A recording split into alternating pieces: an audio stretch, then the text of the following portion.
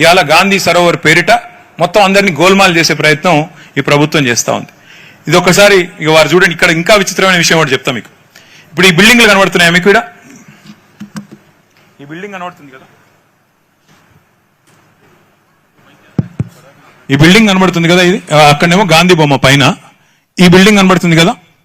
ఇక్కడ కరెక్ట్ గా ఇప్పుడు మధు పార్క్ రిడ్జ్ ఎక్కడ ఉన్నాయంటే ఇక్కడ ఉంది. మధు పార్క్ రిడ్జ్ ఏమో బఫర్లు ఉందట, కూలగొడతారట. మరి నువ్వు కట్టే బిల్డింగ్లకు బఫర్ వర్తించదా? మీరు ఆలోచన చేయండి. ఇప్పుడు ఎంత ఎంత ఎంత విచిత్రమైన గవర్నమెంట్ అంటే ఇది. ఉన్న బిల్డింగ్ కూలగొడతారట బఫర్ అని, కొత్త బిల్డింగ్లు కడతారంట అక్కడే. ఇది వాళ్ళ డిజైన్, నాది కాదు. ఇది నిన్న రేవంత్ రెడ్డి గారు ప్రజెంట్ చేసిన డిజైన్ ఇది. ఎక్కడైతే మధు పార్క్ ఉందో అది బఫర్ లో ఉంది కాబట్టి కూలగొడతానని చెప్పే రేవంత్ రెడ్డి గారు, అసలు మీరేం చేస్తున్నారో, కుడి చేయి ఏం చేస్తుందో ఎడమ చేయికి తెలుసా మీ ప్రభుత్వంలో? నేను అడుగుతాను. ఇంకా ఒక విషయం, సరే ఇక ఇవి మీకు తెలుసు, నేను చెప్పాల్సిన అవసరం లేదు. ఈ ప్రభుత్వం వచ్చాక పిల్లల్ని కనీసం వాళ్ళ ఇంట్లో పుస్తకాలు కూడా తీసుకోకుండా నిర్దాక్షిణ్యంగా నిర్దయగా కూలగొట్టిన ప్రభుత్వం. నిన్నగాక మొన్న ఖమ్మంలో 1000 మంది ఇల్లు కూలగొట్టిన ప్రభుత్వం. నేను అడుగుతా ఉన్నా రేవంత్ రెడ్డి గారిని, అయ్యా ఇన్ని ఇల్లు కూలగొట్టారు మీరు చేసే పనుల వల్ల ప్రజల గుండెలు ఆగుతున్నాయి, ప్రజల గొంతులో వణుకు వినబడుతుంది. హైదరాబాద్ లో ఈ 2.5 ఏళ్లలో ఒక్క కొత్తిల్లు కట్టినవా నువ్వు నీ ప్రభుత్వం వచ్చినాక? ఇందిరమ్మ ఇండ్లు అని ఊదరగొట్టి వస్తేవి ఒక్క ఇల్లు. మరి ఒక్క ఇల్లు కట్టే తెలివి లేని నీకు 1000 ఇండ్లు కూలగొట్టే అర్హత ఉందా అని నేను అడుగుతా ఉన్నా. మీ సమాధానం చెప్పాలని చెప్పి రేవంత్ రెడ్డి గారిని నేను డిమాండ్ చేస్తా ఉన్నా. ఇదే నా పద్ధతి ప్రభుత్వం నడిపేది? ఇక చివరగా నేను చెప్పేది, అల్టిమేట్ గా రివర్స్ చేయాల్సిందే. బ్యూటిఫికేషన్ చేయండి, కానీ ఈ పద్ధతిలో చేయండి. రివైవ్ ద రివర్, అంతేగాని డోంట్ రిమూవ్ ద పీపుల్. ప్రజల్ని డిస్ప్లేస్ చేయకు, డోంట్ రిమూవ్ ద పీపుల్. చేస్తే మేము చేతులు ముడుచుకొని కూర్చోము. ఖచ్చితంగా నిన్ను అడ్డుకుంటాం, నిన్ను నిరోధిస్తాం, నిన్ను ఆపుతాం. ఎందుకు అంచనాలు పెంచావు, ఏ కారణం చేత ఈ రకంగా చేస్తున్నావు, వీటన్నిటికీ తప్పకుండా ప్రజలకి సమాధానం చెప్పకుండా నేను తప్పించుకుంటానంటే కుదరదు. ఇవన్నీ వివరాలు మా మీడియా మిత్రులకు ఇస్తాము. మీరు దయచేసి రేవంత్ రెడ్డి గారికి పంపండి, ప్రభుత్వానికి కూడా పంపుతాము. గతంలో డిజైన్లన్నీ మీ దగ్గరే ఉన్నాయి. మేము కట్టిన ఎస్టీపీల వివరాలు ఇచ్చాను. ఒక్క చుక్క నీరు, మురికి నీరు కూడా హైదరాబాద్ లో ఈ రోజు మురికి నీరు మూసీలోకి రాకుండా చేసిన ప్లాన్ చెప్పాను. ఒక ఇల్లు కూలగొట్టకుండా ఎట్లా చేయవచ్చో చెప్పాను.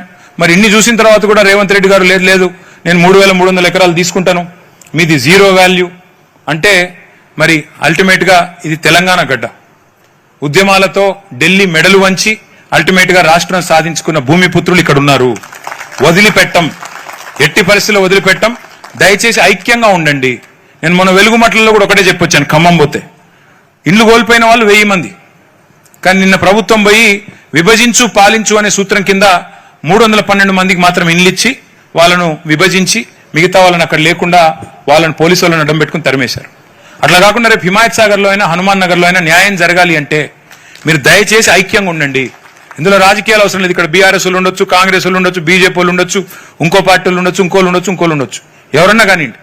కానీ దయచేసి ఐక్యంగా ఉండండి. మీకు న్యాయం జరగాలి అంటే మీ తరపున కొట్లాడే వాళ్లకు మీరు ఊతం ఇవ్వాలి, మీరు మీ తరపున మాట్లాడేదానికి మాకు శక్తి ఇవ్వాలి. మీడియా కూడా మీ బాధ చూపెట్టాలంటే మీరు అనవసరంగా ప్రభుత్వం ఇచ్చే ప్రలోభాలకి ఓ 4 పిలుచుకుంటారు. ప్రభుత్వం వాళ్ళు పిలుచుకొని దగ్గరున్న వాళ్ళను, అరే నీకు పక్కకి ఇస్తాం, మంచిగా ఇస్తాం, మిగతా వాళ్ళను వరుసుకోపో అని పంపుతారు. మళ్ళీ మీరు ఇచ్చకపోయినారు అనుకో, ఐకమత్యం చెదిరిపోయింది అనుకో, మిమ్మల్ని ఎవరు కాపాడలేరు. కాబట్టి దయచేసి ఐకమత్యంగా ఉండాలని కోరుతూ, హనుమాన్ నగర్ కూడా రమ్మన్నారు, తప్పకుండా వస్తాం. హిమాయత్ సాగర్ కూడా రమ్మన్నారు, తప్పకుండా వస్తాం. అన్ని గ్రామాలు కూడా మా పార్టీ తరఫున మా సబితమ్మ గారు, తమ్ముడు కార్తిక్ గారు, నేను, మా వివేకన్న, మా లక్ష్మణ, మా రాజన్న, అందరం, ప్రవీణన్న, అందరం మీరు ఎక్కడికి పిలిస్తే అక్కడికి వస్తాం, మీకు అండగా నిలబడతాం. ఒక్క 2 ఏళ్లు మీ ఆస్తులు కాపాడుకోండి. 2 ఏళ్లు ఆ తర్వాత మళ్ళీ ఎట్లాగో మేము వస్తాం. మీకు ఒక్కరికి మీ ఇల్లు కాదు కదా, మీ ఇంటి మీద సున్నం కూడా ముట్టనీయకుండా చూసుకునే బాధ్యత మాది. జాగ్రత్తగా ఈ 2 ఏళ్లు కాపాడుకోండి. 2 ఏళ్లు కాపాడుకోండి మీ ఆస్తులు, మేముంటాం మీతో. ఈ 2 ఏళ్లు మాత్రం మీరు ఖచ్చితంగా మాతో పాటు కలిసి నడవాలి. ఈ దుర్మార్గుల బుల్డోజర్ రాజ్యానికి వ్యతిరేకంగా అందరం కలిసికట్టుగా పోరాడదామని చెప్పి మళ్ళొకసారి విజ్ఞప్తి చేస్తూ, మా తమ్ముడు కార్తిక్ గారికి ప్రత్యేకంగా ధన్యవాదాలు తెలియజేస్తూ, ఈ ప్రెజెంటేషన్ అంతా కూడా మీకు ఇచ్చిపోతాను. మీరు ఎవరైనా కావాలంటే మీ గ్రూప్స్ లో సర్క్యులేట్ చేసుకోవచ్చు, మీరు చెక్ చేసుకోవచ్చు, డబుల్ చెక్ చేసుకోవచ్చు. ప్రెజెంటేషన్ సాఫ్ట్ కాపీలు, హార్డ్ కాపీలు అన్ని కూడా మీ గ్రామ సర్పంచ్ గారికి ఇంకా మిగతా వాళ్ళందరికీ మా కార్తిక్ గారు పంపిస్తారు. మీరు కావాలంటే దయచేసి చూసుకోవచ్చు. ఏమైనా అనుమానాలు ఉంటే కూడా మీరందరూ కూడా దయచేసి, ముఖ్యంగా చదువుకున్న వాళ్ళు, డిఫరెంట్ మరి ఏజ్ గ్రూప్స్ లో ఉన్న వాళ్ళు ఉన్నారు. మీరు దయచేసి మిగతా వాళ్ళని ఎడ్యుకేట్ చేయాలని చెప్పి కూడా కోరుతూ థ్యాంక్ యూ. జై తెలంగాణ, జై కేసీఆర్.